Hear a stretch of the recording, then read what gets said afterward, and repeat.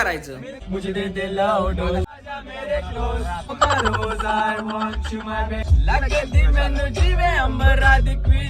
जरा उसाचा रस पिऊया. आता ड्रायव्हिंगला विकी बसलाय.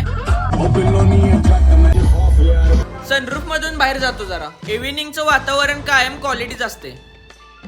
आम्ही आलोय गुडे पाचगणीला. व्हिडिओ जरा काढायचे होते आणि जरा फिरायचं पण होतं. तो गाईज चेक करो क्या चेक करो. मस्त मध्ये व्हिडिओ वगैरे काढलेत. सनसेट काय क्वालिटी दिसायला लागलाय. सगळेच शॉट लय मस्त आलेत.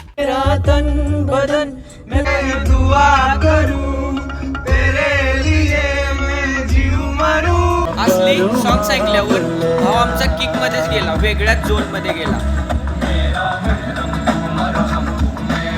रोहितला प्यायची होती चाय. परत पेट्रोल पंप. सगळ्यांना सोडून करणं परत शेवटी मला सोडलं.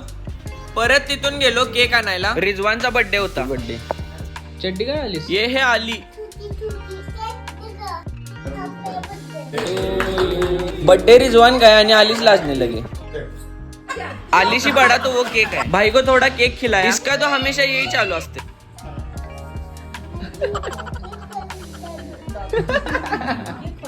अरे क्या पहने जर चल को दिखा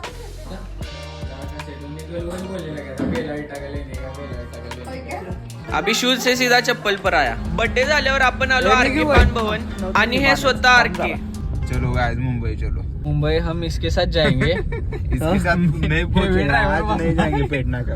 और जो क्लच हुडकायला लागलाय. क्लच आपल्याला ड्रायव्हर थोडा मोहे काय नाही विशेष. परत पेट नाक्यावर आपल्याला कपिल भाई आणि श्रेयश भाई भेटले. शाहिद भाई तू एक दिन फेमस हो.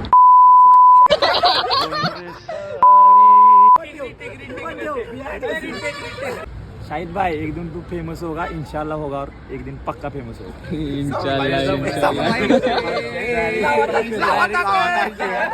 तोपर्यंत रोहितला बस पण सापडली आणि तो निघाला मुंबईला.